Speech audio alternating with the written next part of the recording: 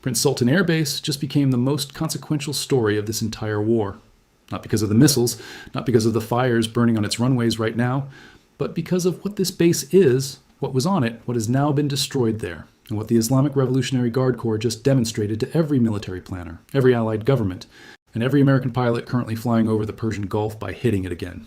The IRGC announced Wave 51. They named it, they numbered it, they listed the aircraft they claimed to have destroyed. 1 F-35, 3 F-16 fighter jets, several additional aircraft severely damaged. Tehran called it retaliation against, in their exact words, the origin of attacks against the Islamic homeland. If you heard that announcement and thought it sounded like routine Iranian propaganda, I need you to stay with me for the next several minutes, because once you understand what Prince Sultan Air Base actually is in the architecture of American air power, once you understand what was parked on those runways and why it was parked there, and once you understand this strike in the context of everything Iran has done to American assets in this theater over the last several weeks, the picture that assembles itself is not routine. It is not propaganda. It is a systematic operational campaign being executed with a level of intelligence precision that should be generating emergency sessions in Washington, Riyadh, and Brussels simultaneously. Wave 51. Count that number. We will come back to it. Because that number alone tells you something that no official briefing has addressed directly, and something that the American public has not been given the framework to understand. Let's start with the base itself. Because Prince Sultan Air Base is not simply a large airfield in the Saudi desert. It is not simply a facility with long runways and American flags over the entrance. It is the operational backbone of the entire American air campaign over Iran. Prince Sultan sits approximately 75 miles southeast of Riyadh in Saudi Arabia's Al-Kharj region. It has been a cornerstone of American military operations in the Gulf since the 1990s. During Operation Desert Storm, it served as a primary staging ground for coalition air power. After a period of reduced American presence following the 2003 Iraq War, the United States significantly expanded its footprint at Prince Sultan beginning around 2019 as tensions with Iran escalated. By the time this conflict began, Prince Sultan was not a secondary base with a modest American presence. It was a primary hub, hosting some of the most valuable and operationally critical aircraft in the American inventory, tanker aircraft.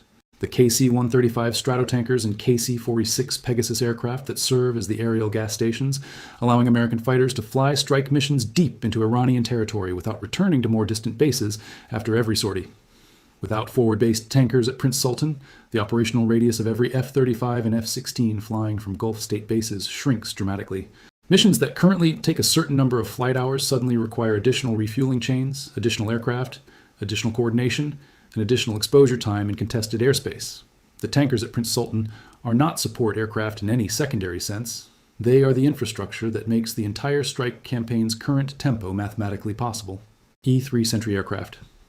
I covered in detail what happened to 4 E-3s in the strikes that preceded Wave 51. 2 of those 4 aircraft were destroyed at Prince Sultan specifically. The E-3 is the airborne brain of the entire air operation, tracking hundreds of aircraft simultaneously, feeding pilots real-time positional data on every threat within 250 miles, coordinating electronic warfare suppression with timing precise to the second. Prince Sultan was one of the primary operating locations for E-3s in this theater. It already lost 2 of them. The base that Wave 51 just struck was already operating with a degraded intelligence architecture before the first ballistic missile of this latest wave left its launcher. And now, according to the IRGC's announcement, Prince Sultan has lost an F-35 and 3 F-16s on the ground. Let's talk about what those aircraft are, what they cost, and what it means to lose them this way. The F-35 Lightning II is the most advanced strike fighter in the American military inventory. It is a 5th-generation stealth aircraft, which means its airframe is specifically designed to defeat radar acquisition systems that would lock onto and track a conventional aircraft with relative ease. It carries an internal weapons bay that preserves its radar cross-section during strike missions. It carries sensors that give its pilot a 360-degree real-time situational awareness picture that no other aircraft in the world currently replicates. Its avionics suite integrates with every other networked platform in the American force structure, sharing data in real time with E-3s, with other fighters, with ground controllers, with naval assets operating in the same theater. A single F-35A costs approximately $80 million per airframe in flyaway cost. That number does not capture the full picture. The total program cost per aircraft, accounting for research, development, sustainment infrastructure, and training pipelines, reaches figures that make $80 million look modest. The United States operates a substantial F-35 fleet. Losing one aircraft does not cripple the fleet, but losing one F-35 on the ground, on a runway, at a base that American operational security was designed to protect to a ballistic missile strike tells you something that the aircraft's price tag does not tell you. It tells you that Iran can find it. The entire operational logic of deploying a stealth aircraft is predicated on the adversary's inability to locate and engage it effectively during its mission. Iranian air defense systems have not demonstrated the ability to reliably acquire and engage an F-35 in flight through contested airspace. That is the aircraft's primary operational advantage in this theater. But an F-35 sitting on a parking apron at a forward base is not a stealth aircraft. It is an aircraft. And if Iran can locate that parking apron with sufficient precision to guide ballistic missiles onto it, the stealth capability that makes the F-35 the most advanced fighter in the world becomes operationally irrelevant the moment that aircraft touches down. You cannot stealth your way out of a ballistic missile strike on the runway where you landed. The 3 F-16 Fighting Falcons, claimed as destroyed in Wave 51, are a different category of aircraft, older in design, significantly less expensive, far more numerous in the American inventory. But the F-16 is currently carrying a substantial portion of the conventional strike sorties in this campaign. It is the aircraft flying missions that do not require the F-35's specific stealth and sensor capabilities. It is the workhorse of the operation. Lose 3 of them at a single base in a single strike, and you have not collapsed the mission. Lose 3 of them at the same base where you already destroyed E-3s and tanker assets, and you have continued a pattern of removal that is not random and is not opportunistic. Let's talk about that pattern, because this is the analytical thread that no official briefing has woven together publicly. And it is the thread that makes Wave 51 something categorically different from a large missile strike on a military base. Look at what Iran has targeted in this theater over the course of this conflict. Not randomly, in sequence. First, Patriot radar and air defense systems. The strikes that degraded American missile defense architecture over Gulf state bases reduced the shield protecting the aircraft and personnel operating from those facilities. American pilots, flying out of defended bases, flew with the confidence that sophisticated air defense systems were actively protecting the ground infrastructure supporting their missions. Degrade those systems, and you reduce the cost Iran pays for every subsequent strike on those same bases. Second, aerial refueling tankers. The KC-135s and KC-46s that were targeted at multiple Gulf facilities are not glamorous aircraft. They do not appear in recruitment videos. They do not carry weapons. But they are the logistical thread connecting the combat radius of every fighter jet in the theater to the geographic ambition of the entire strike campaign. Strike the tankers and the fighters, reach shortens. The campaign's operational tempo becomes harder to sustain at its current level. Missions that were straightforward become complex. Missions that were complex become marginal. Third, E-3 Sentry aircraft, 4 of them across 2 countries in 18 hours. The brains of the integrated air operation, the platform that connected every pilot to every other pilot, to every threat, to every electronic warfare asset in the theater. Destroy 4 E-3s, and the American Air Force that flies the next morning is not the same Air Force that flew the day before. It is a collection of capable individual aircraft operating without the system architecture that made them collectively overwhelming. And now, Wave 51, F-35s and F-16s on the ground at the base that hosted all of the above. This is not a target list assembled from opportunity. This is a target list assembled from a predetermined operational logic.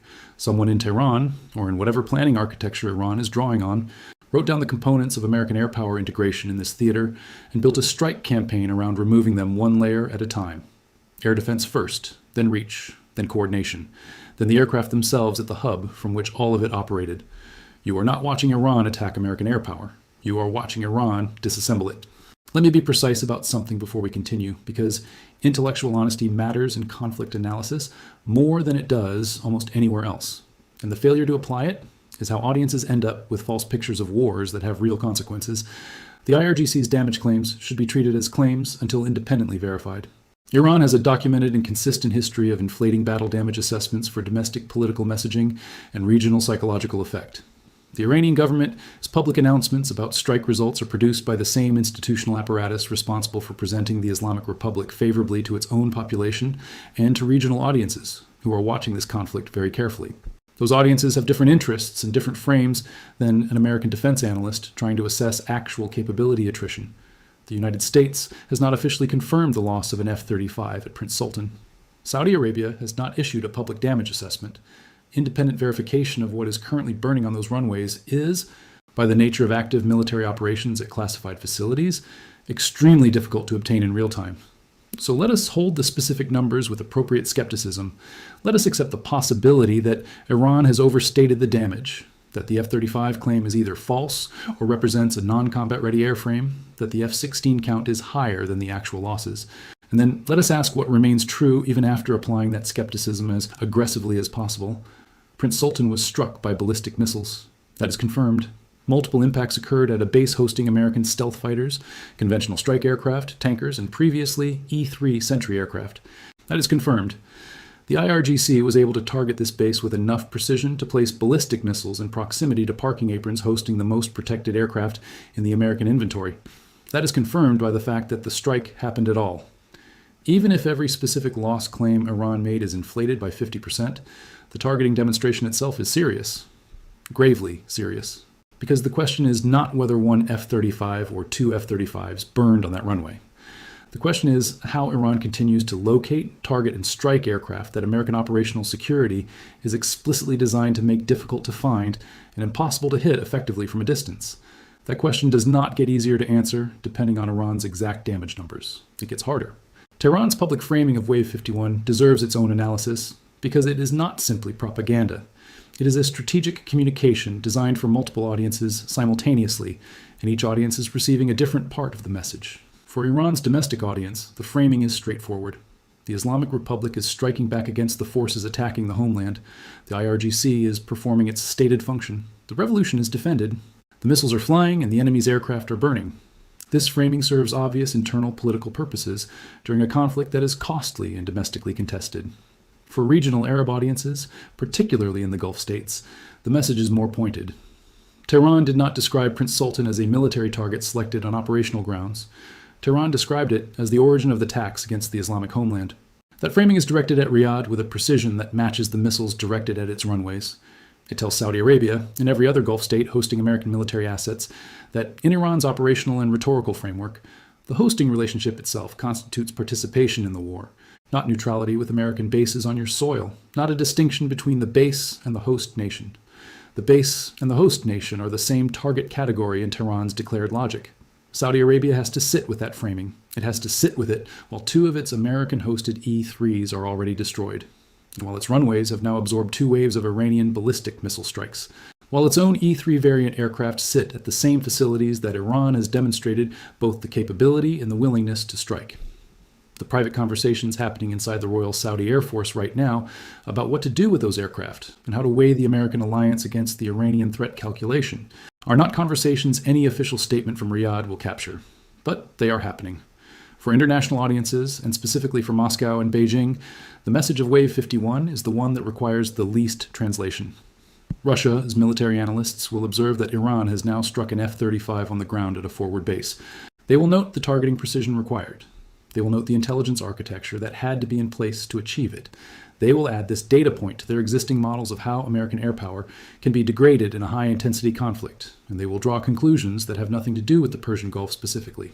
China's defense planning community will do the same thing, more quietly, through channels that maintain distance from official attribution. They are not watching this conflict as concerned observers. They are watching it as students. Every American vulnerability Iran successfully exploits in this theater is a lesson being documented and archived for application elsewhere. Here is the compounded operational picture as it stands following Wave 51. American pilots flying strike missions over Iran are doing so now with less of everything that the system architecture of American air power was designed to provide them. Less vision. The E-3 sentries that provided the coordinated airborne picture over the entire theater have been reduced to the point where coverage gaps exist over the precise approach corridors American aircraft use most frequently. Pilots who flew 2 weeks ago with complete situational awareness over contested airspace are flying today with degraded real-time threat data that gives Iranian air defense operators additional seconds of acquisition time before electronic warfare suppression can neutralize their targeting systems. Less reach. The tanker aircraft that extended strike mission radius and reduced dependence on forward basing have been targeted across multiple Gulf facilities. The operational math of any given mission profile has changed. Sorties that were routine are more complex. The margin for contingency has narrowed. Less coordination. The E-3 served not only as a surveillance platform, but as the real-time coordinator of every aircraft in the air simultaneously. It synchronized electronic warfare timing to the second.